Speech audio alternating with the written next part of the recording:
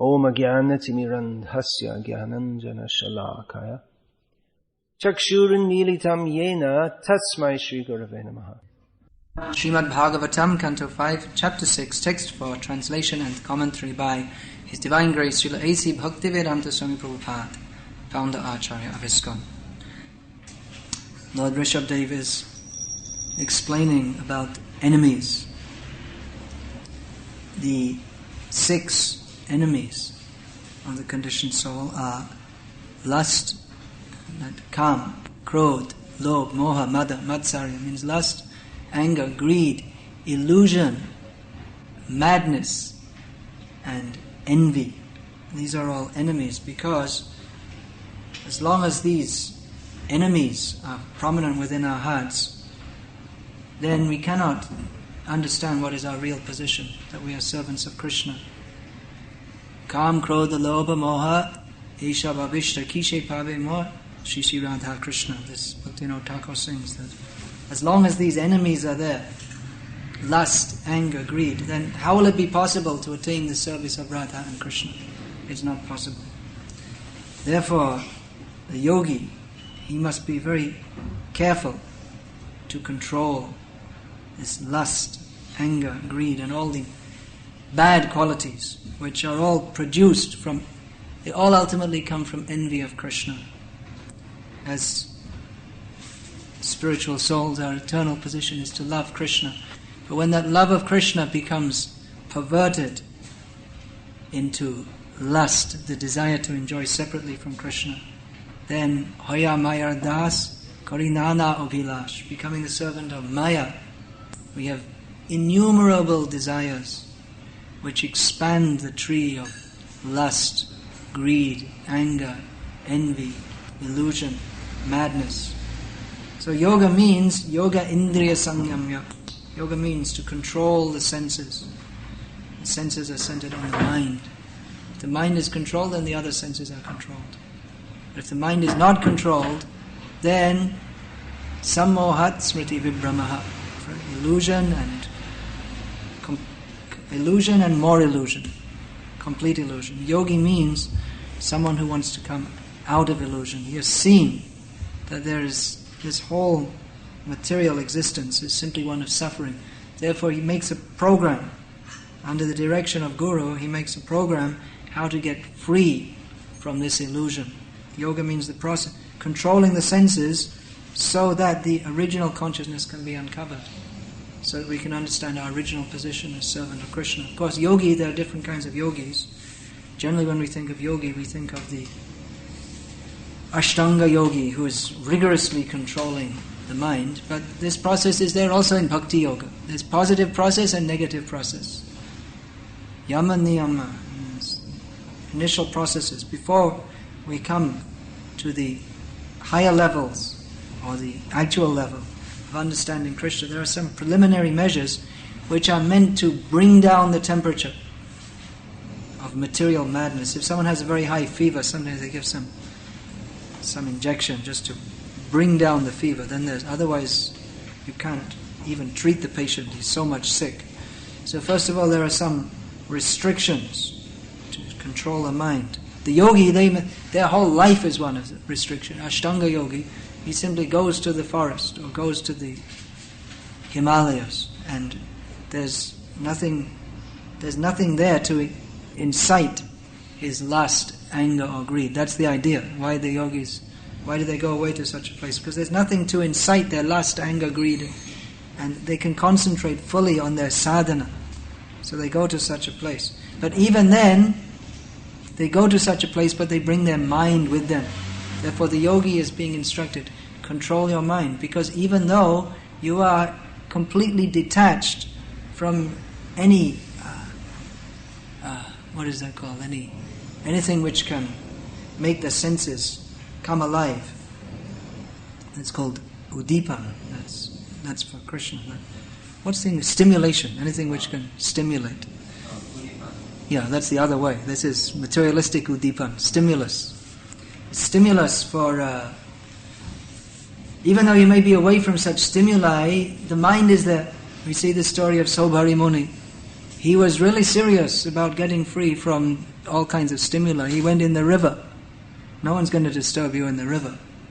He was sitting in the river meditating, but even then there's some little thought in the mind, and immediately he thought of sex life and he completely fell down. How dangerous is the mind. Therefore, word is given here, chidram. Chidram means a small hole.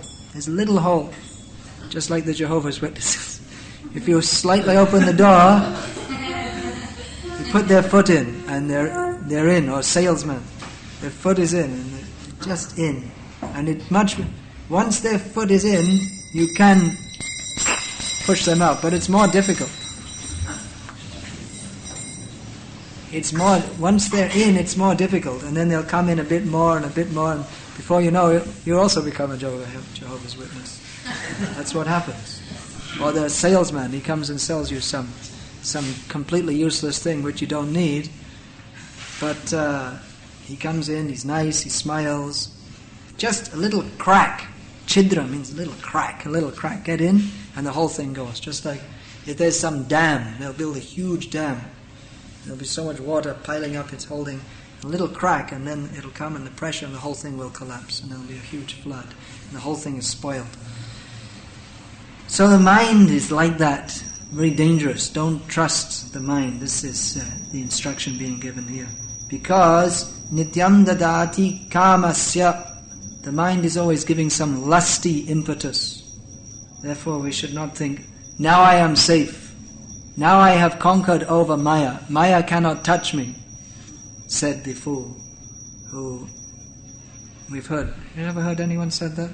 Maya cannot touch me. Someone used to say that. He's fully bound up in Maya. He used to say, Maya cannot touch me. Someone who says, Maya cannot touch me, of course Krishna, he can say that. But even an advanced devotee, even if someone comes, he's completely absorbed in his service. But if he thinks like that, he's immediately in a very dangerous position. And there are many examples given in Shastra of advanced devotees who have fallen from their position of advanced devotional service because they gave a little lenience to the mind. They just said, all right, now I'm safe. I've been chanting Hare Krishna 20 years. I follow sadhana very strictly. So now I can be a little bit loose. It doesn't matter. I don't have to follow all these things very carefully. Just a little indulgence of them. Now I'm safe. As soon as someone thinks I'm safe, he's immediately unsafe. Prabhupada, maybe you know this story. He was once he told a group of his disciples, any one of you can fall down, but I cannot fall down. Usually a devotee is very humble, but just to put things in perspective, sometimes Prabhupada would tell what is the actual position. Then, sometime later, one devotee who had been present there, he saw Prabhupada praying to the deities, and he was bold enough to ask Prabhupada what he was praying. It's a pretty bold thing to ask. So Prabhupada said, I was praying to Srimati Radharani that I will never fall down. So then they asked, but Prabhupada, you said you could never fall down. Prabhupada said, because I'm always praying that I can't fall down. Therefore I won't fall down. Because the strength comes from Krishna. The yogi, the Ashtanga yogi, he's thinking that the strength comes from me by controlling my breathing. I'm rigidly controlling the mind, half closed, don't look at anything. Control.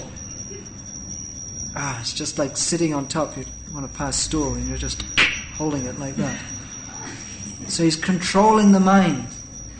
But sometimes it comes out, even though you're trying hard. So like that someone might think, by my own strength I am controlling. But we are weak and Maya is very strong. Daivihi esha gunamayi mama maya duratyaya. Maya is very difficult to overcome. Therefore, mameva ye prapadyante maya me tam tarantite. One who surrenders to Krishna, he can cross over Maya. How? By taking strength from Krishna. Krishna helps us. Otherwise, by ourselves, in front of Maya, you see Maya, you've seen the picture, she's sitting on that tiger with 10 hands, with his weapons. And there's some demon who thought he was very strong, and she's grabbing him by the head and ready to cut off his head. Because Maya is more strong. Even if you think I'm strong with 2 hands, Maya's got 10 hands. and she's the controller of the material energy. She's very, very powerful, but Krishna is more powerful. So someone who surrenders to Krishna gets help from Krishna. Therefore, the Bhagavatam recommends, take Achyuta Balla, take strength from Krishna and Balaram. Take the sword of knowledge from the spiritual master and get strength from Krishna and Balaram and conquer over Maya. Actually, we can't conquer over Maya, but by Krishna's grace, we can be released from Maya. But there has to be some attempt by ourselves also. This is an ongoing philosophical question. Is it by the grace of God that we are delivered, or is it by our own endeavor? So actually it's by the grace of God, because by ourselves we cannot be released from Maya. But we have to do something on our part to invoke the mercy of God. Just like we say causeless mercy. Causeless mercy means, well, if it's causeless mercy, then why should I do anything to try to get the mercy? I'll just wait. Many times we hear this, especially from our Hindu friends, that when God is merciful to me, then I will surrender to Him. When He wants. In the meantime, He hasn't come in front of me and bowed down before me and asked me to surrender to Him. So in the meantime, I'll go on with my material life. Because God doesn't want me to surrender. He hasn't asked me yet. But God is asking us through Shastra, through devotees. He's again and again demanding, Sarvadhaman Parityaja, Mamekam Sharanam Raja, surrender to me. He's demanding you surrender to me. And He's giving the means also. The means is to get His mercy. How to get His mercy?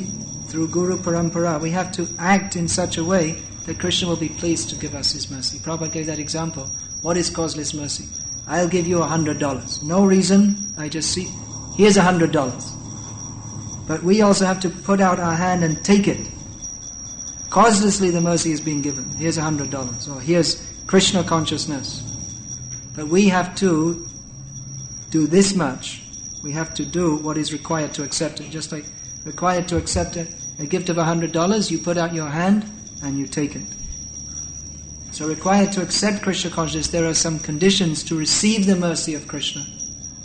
To receive the mercy, one has to demonstrate his sincerity by attempting to overcome his internal enemies. We cannot have Krishna and Maya at the same time. If we think I'll be Krishna conscious and I'll also enjoy material life, then there's no question of actual Krishna consciousness.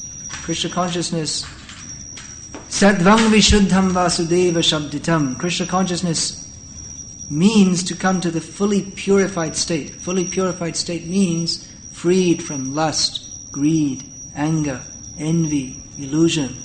So we can conquer over these by the mercy of Guru and Krishna, but we have to make our own, some endeavor to show that we actually want to conquer over this. Otherwise, if the mind is just allowed to wander like an unbridled horse, then we'll be dragged here and there. So that much control should be there. Savai mana Krishna padara vindaya. The very first thing in Krishna consciousness means to decide that we want to be Krishna conscious. To fix the mind on Krishna, to make the endeavor to fix the mind on Krishna. That much desire has to be there. Otherwise, if we at the same time harbor material desires, it's like having a fire. You're trying to build up a fire. One side you're pouring on kerosene, and the other side you're pouring on water. You just get a lot of smoke. You don't get a nice blazing fire. So in this way we have to control one side, the positive, that we are chanting Hare Krishna, we are taking darshan of Radha Landanishwar, we're associating with the devotees. These are all positive stimuli for our Krishna consciousness. But at the same time, we have to control the other side. We're taking darshan of Radha Landanishwar.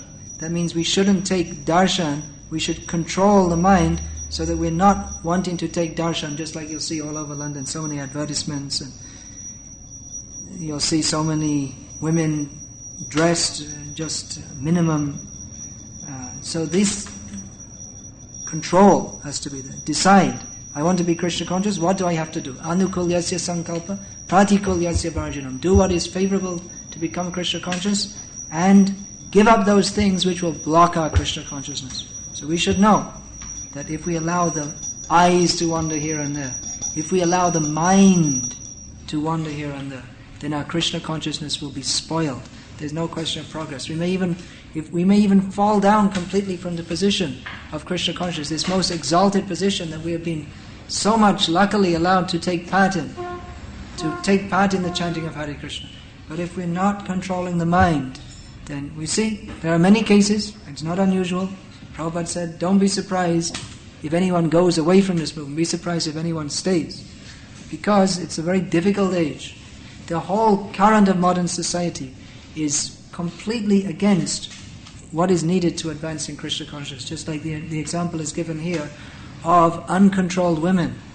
In traditional cultures throughout the world, God-centered cultures, there's restriction of mixing between men and women. Very strong restrictions. You just can't walk up to anyone. Here in London, maybe you can just walk up in a shop to some young girl or even older and say, hello, how are you? And if she responds, oh, you never saw her before in your life. And then I had this experience recently on a plane. I was shocked, actually. I was just on a plane, and the man was, one lady was, she was in a seat, and her husband had been put in another seat, and I was sitting between this lady and a man, and her husband was just a few rows away, but he couldn't see her. And he just started chatting her up right there and then. And this is modern society. And what does it mean? Fall down. Why didn't you offer him your seat? I did. I didn't want to be in the middle of it. I was at the side of it. I said, hey man, why don't you just... I was thinking whether to go and tell the husband, but I thought, I don't... he's probably chatting up the girl next to him. So this is modern society. The whole atmosphere is very non-conducive, opposite. The whole current of modern society is exactly opposite of what is required for advancing Krishna consciousness. That there should be restriction, control. The whole modern society means that as much as you become unrestricted and uncontrolled, that's considered to be advanced. If a man can have 6 or 7 girlfriends, or even if he can juggle 2 or 3 at a time, that's considered to be something very wonderful. And then the karma, this word is given here, kam. This is a very important word we'll see coming up in the Shastra again and again. Kam means lust. So if that is not controlled, then what happens? People become insane. People are already insane in the modern age. People are already insane in the material world. But when that lust is allowed to be inflamed more and more, then people actually become insane. Because what happens is, you want to enjoy the spirit of enjoying, the enjoying spirit increases more and more. But that just increases your frustration more and more, because the more you try to enjoy, you find you can't enjoy. Actually, there's no enjoyment. There's no real enjoyment. Despite all the advertisement, there's no actual enjoyment in fulfilling your lust and greed. But because people have got no information, they have no higher taste of anything better, then they just try more and more in different ways. And just I'm arriving in London and coming from India, where they're also very lusty and they're promoting lust more and more. But then you ride in England and you see some billboard advertising weird sex. I don't know what it was, but I just happened to see it. What they were advertising, I don't know. And then you see in the newspaper, now they want to make the age of consent from homosexuals down from 18 to 16. What is this? It means, homosexuality means they've just become more and more lusty. That any hole, whatever, just use it. They're so unrestricted. Questions and comments afterwards, please. I'm sure you've got wonderful things to say, but please hold on. So, modern society is promoting lust more and more, and actually people become insane. Just like homosexuality, it's insane. Or now they're so much concerned about child abuse. It's macabre. That's the word. It's something very horrible.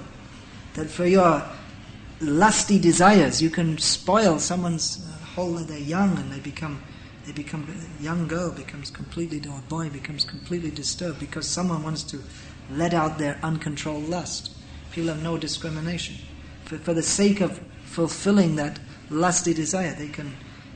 This example is given here. An unchaste woman, she doesn't care. She has children, she has husband. Their whole life will be spoiled. They'll be so much upset. Doesn't care because she has some lusty desire to fulfill. And this is being promoted in the modern age. What was previously considered something disgraceful, if someone divorces, gets remarried, or has children before marriage, now it's considered normal. It's promoted by the government. The government is promoting prostitution. Unmarried mother, all right, you take some allowance, the government will give you money. That means they're promoting prostitution. Rather, the husband should take responsibility. Who is producing the child, he should take responsibility. But now, oh, don't worry, the government will take responsibility. So the man will run off. Okay, let's find another one. So this is being promoted as something, all right, that we have lusty desires, why not fulfill them? Because nate vidur swartagatingi vishnum. They don't know what is the purpose of life. They don't know that the goal of life is to understand God, and to understand Him, you have to become pure. That means controlling these lusty, greedy desires. But instead they want to indulge in them more and more. And they actually, as I was saying, they become insane. I think last year I was reading that 1 in 5 people are committed to a psychiatric institution in Britain in their lives. It's very high. Well, that was probably before. I think it was Mrs. Thatcher closed down all the mental homes. So now you just see them all. Again, coming into London, one of the first things I see is someone walking around the street, talking to himself. A man should be, I don't know, a man may be very dangerous. He's obviously insane, but he's walking around the streets. So what happens when the lust, greed, anger, all these things, they're allowed to be indulged, then the whole society becomes more and more insane. And if you want to summarize what is the condition of modern society in one word, insanity is a very good, very appropriate word, very concisely. Insanely, this whole big modern civilization, all-night cars here, running there, building big buildings, knocking them down again. What for? What is the necessity? If we tell people you can live simply with, what do you need? Food, clothing, shelter. And family life, most people want, all right, you can have it. We don't need such a complex society that they have all the time on their cellular phone because they don't want to waste 1 second while they're driving along. And they want to utilize every moment of time for making money. What for? What is the purpose? What is the gain? You get more money and then you get more prestige and then you enjoy sex. You can, that's all. At the end of it all, what is there? Sex, more sex, more sex. And satisfaction, not in the slightest, but we don't even have time to think about whether we should be satisfied or not. So insane society, because they're promoting that which should be controlled. Kamas, krodhas, tata, lobhas, etatrayam. What is that? Tyago bhava. Krishna tells us very plainly, Trividham narakasidam dwaram nashanam atmanaha. There are 3 gates to hell, which they spoil the soul, they spoil spiritual understanding. Lust, anger and greed. Therefore an intelligent person should give them up. But the modern society, what is it doing? It's promoting lust, anger and greed. The whole advertisements, the way people dress, the way they behave, the way people behave with each other, it's all for promoting lust and greed. Get more money. Everything's based how you can get more money. Your prestige increases. People are not satisfied. Never satisfied. How can they be satisfied? So many advertisements are there. Buy this, buy that, buy something else. Bring out something new invention. You should have it in your home. Something new. Buy it. Work hard. Get more money. Buy it. Increasing greed. And then you have to show off. I'm dressed so nicely. I have such and such a car. Even a car, a necessity of modern life. You can have a little small car which goes but here and there, but you have to spend £20,000 on a big flashy car so you can impress other people. You become greedy to show, I'm better than you because you have a little rinky-dink car and I have a new Jaguar. You see at the stoplights, the people driving a Jaguar or BMW. looking like this. So puffed up because I'm driving, there's better coming. So greed and anger. Lust and greed, the natural result is anger. After karma comes krodh, because the lust is not satisfied, and you become frustrated, you become angry, and there's so much vrittahingsa that's mentioned in Bhagavatam. Symptom of Kali Yuga, prominent symptom of Kali Yuga. Unnecessary violence. People take pleasure in giving pain to others. Paradukkha sukhi. An elevated person is paradukkha dukhi. He becomes distressed by seeing the distress of others. But a demon, he becomes happy in seeing the distress of others. And you see people, unnecessarily they become violent. There's so many wars all over the world. They're all cooked up for making some money. Someone's making some money. The wars, and just in individual life, there's you find what are these football supporters, unnecessary. They have no reason to fight with each other, but that's their pleasure. They take pleasure just showing how big and strong we can beat you, and even not just physical violence, but especially in this competitive society, everyone's trying to put everyone else down and cut them down. Especially in England, it goes on very subtly, the way people are always trying to manipulate and put someone down and put them up and show the fault of someone else. And all the humor and jokes, it's all just trying to make someone look foolish and point out their faults. It's a very nasty society because it's based on kam, based on this lust. Everything is simply based how you can fulfill your lusty desire. Show yourself to be bigger than the other. Then the opposite sex will be attracted. Show yourself to be better. Just like the dogs. The bitch is there in heat. All the dogs are barking. Who can bark the loudest and make the biggest show? They enjoy. So same thing. It's the same thing. Why do they have to have this Jaguar car? They don't have a little car to show, I'm bigger than you, I'm better than you. Why do they have... Others will exercise and make big muscles. I'm stronger than you, I'm better than you. Just to show off. That's all.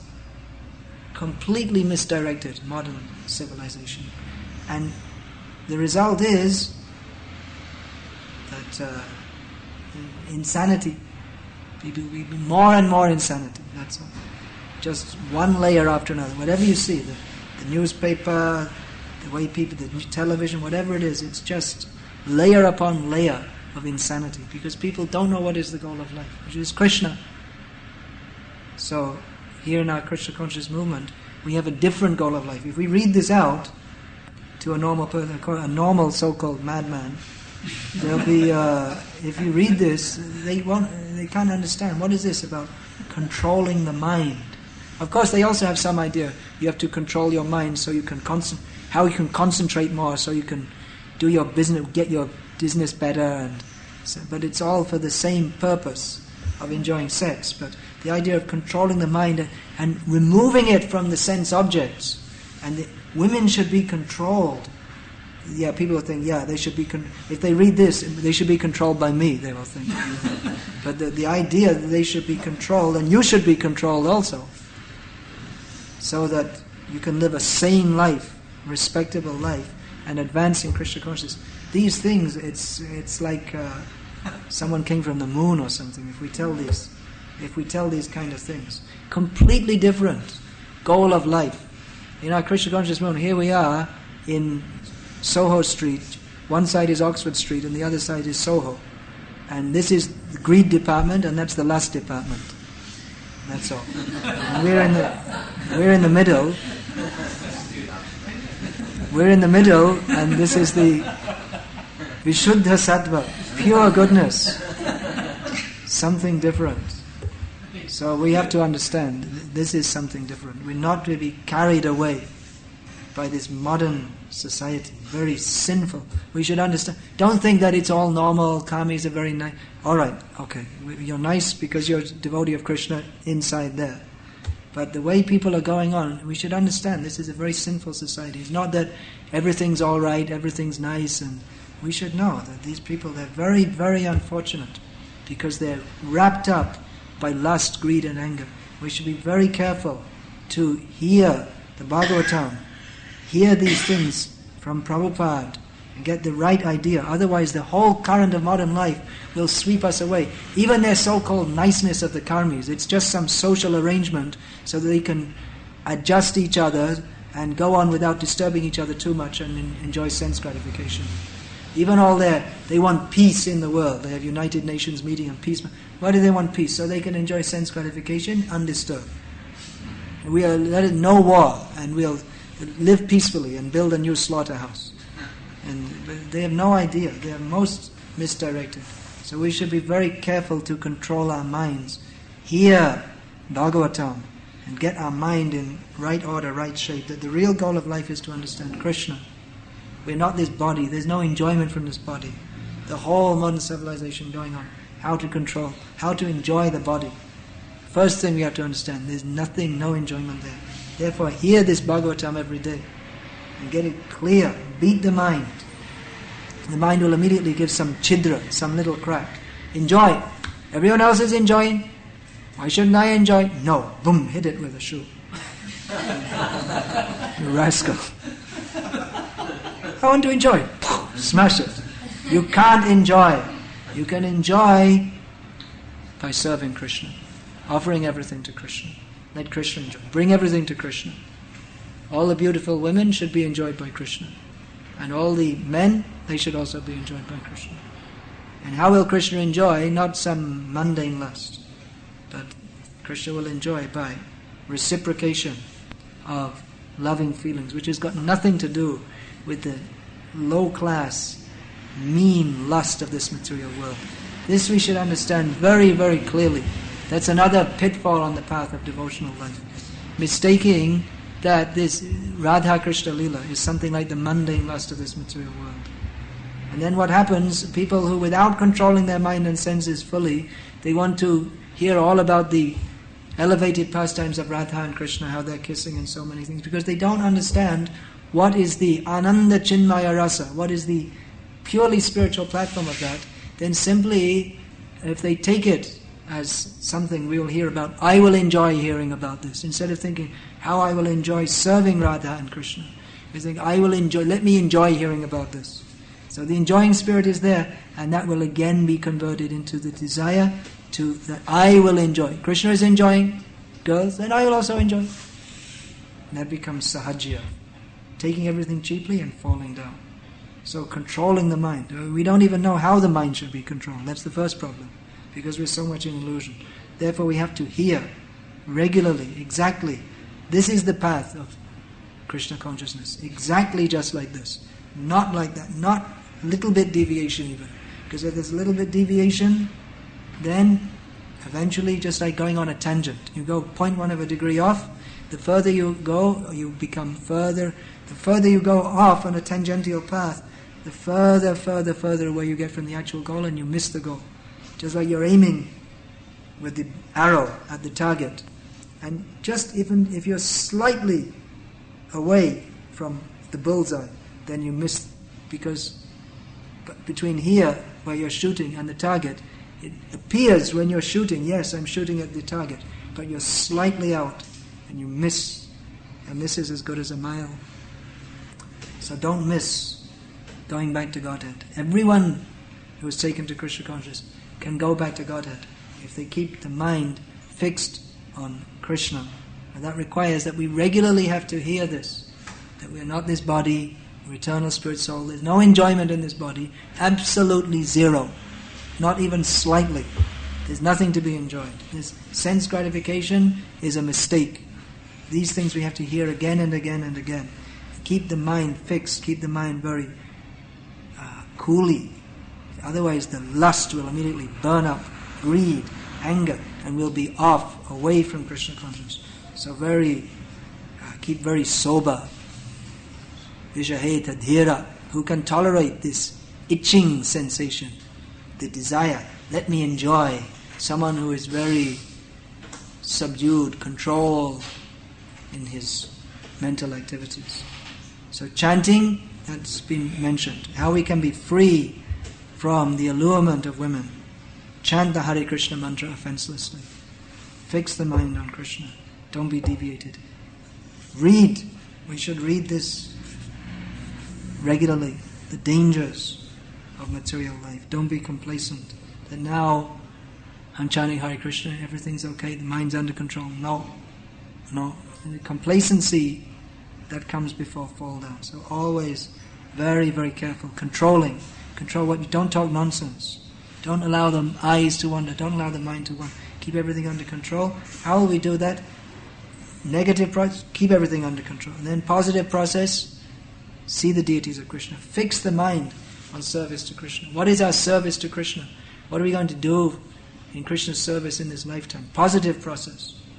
And if just like even a materialistic person, he may be absorbed so much in something he doesn't notice. That example is given in Nyaya Shastra, that a cobbler is sitting on the side of a road, mending the shoes, and the king goes past with all the big parade and brass band and Maharaj Ki Jai Ho, and the cobbler doesn't even notice because he's so much absorbed in making a nice design for making the new shoes. But even though there's so much stimuli for his senses, people calling out and so many, he doesn't even notice because he's absorbed. So the same thing, if we become absorbed in our service to Krishna, what are we doing for Krishna? We're not just floating around, okay, chant a little, eat a little, sleep a little, but doing something very positively, engage in Krishna's service, then we won't even notice. There's a big sign, enjoy me, enjoy this. We won't even register in our consciousness. Because how can you even think of enjoying that? Because the consciousness is absorbed. I have this service to do for Krishna. So it's very good to be intensely absorbed in service. Tivrena Bhakti Yoga. Tivrena means very intensely absorbed in Bhakti Yoga. Then controlling the mind becomes more easy. But we should never think it's easy. Hare Krishna. Is there any question? Please. Comment, please. So, one side is Sanskrit. The word Jaya means victory, but here means wife. Jaya. Jaya. Jaya. It's feminine form of Jaya. Jaya. No, but is it Jaya? Is Jaya with a long A in the front also? No. But this doesn't. Oh, then it's a different word, yeah. Instead of Jaya, Jaya. Yeah, it's a means different... wife. Jaya means wife, What's yeah. there must be The derivation, I don't know. Bring out the Sanskrit dictionary. It's a name for Lakshmi also. One who has a good wife, he becomes victorious. That's also, he can conquer. That's also, he can conquer over fall down by having a good wife. That's also mentioned in the Bhagavatam. And also there was Mother. Which word? Well, not here in verse, but Mother, yeah. Mother, sorry. The mother's means madness, but sometimes it's also translated as pride. Durmadandhan. That's there in Bhagavatam. No. That's there in Bhagavatam. Who's why should the learned persons go to flatter those who are blinded who are proud with their wealth? Kasmad bhajanti kavayo dhana durmadandhan. Why should the learned people flatter those who are proud and blind with their wealth? Mother, in that sense, uses pride. Pride is madness. It's the same thing.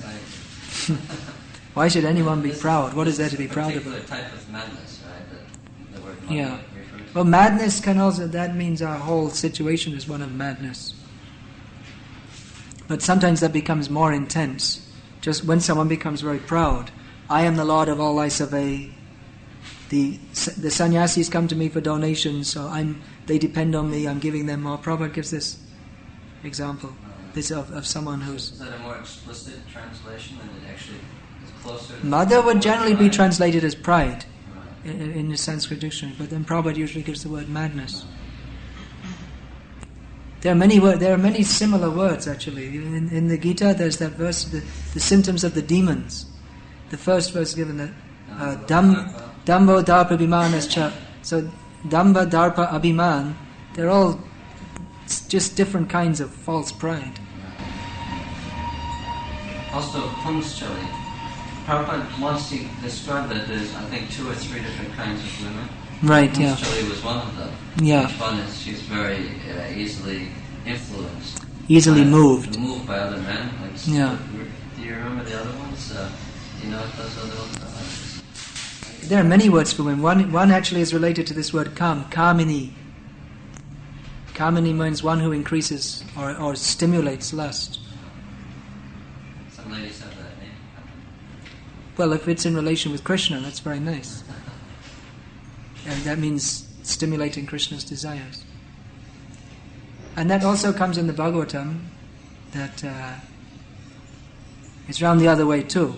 That a man, the same thing, just like all the warnings are generally given, men should be careful of women. But the same thing round the other way too. That men, they may also... And generally the whole ambition of modern society, how people dress, how they talk, how they walk, they're just simply trying to show off to the opposite sex, that's all. So Kamini, there are many names. Then there's Ramani, means one who is enjoyed. Rama, Ramani, Rama, Ramas. Stri, that word is there. Vistar means great. So Stri means one who increases. Just like one of my friends was a brahmachari. He used to go everywhere with a small bag. Then I saw him after he was married with 3 big suitcases. And I said, "Hey, you got married, right?" He used to travel with a small bag, but then when he had a wife, then he had to have 2 suitcases full of saris and all this kind of thing. So there are many words like that. Yoshit. He said there's 3 kinds of women: Dara, and Kunstjala. Yeah. In one lecture he describes like Yeah, I can't remember just now. What is that? Yeah, that's right. Swarini means one who is independent. Yeah. Just goes here and there independently. Anything? at what stage are we qualified to preach verbally to other people? As soon as you have any... the question is, at what stage are you qualified to preach to others verbally? As soon as you have any conviction, at any stage, about Krishna consciousness, you can tell others. If you think chanting Hare Krishna is very nice, you can tell others. You may not even know why it's nice. You can tell others chanting Hare Krishna is very nice. At any stage. But then we should preach according to our realization also. But we're supposed to maintain, particularly in the early stage, we're supposed to maintain a humble position and consider ourselves, consider others more advanced than ourselves. Well, we should always, at every stage, not only in the beginning, try to be humble and consider others more advanced. In fact, as we go on more, those qualities should increase more. But we're being trained as preachers, as madhyamadikari, means preaching level devotee. We're being trained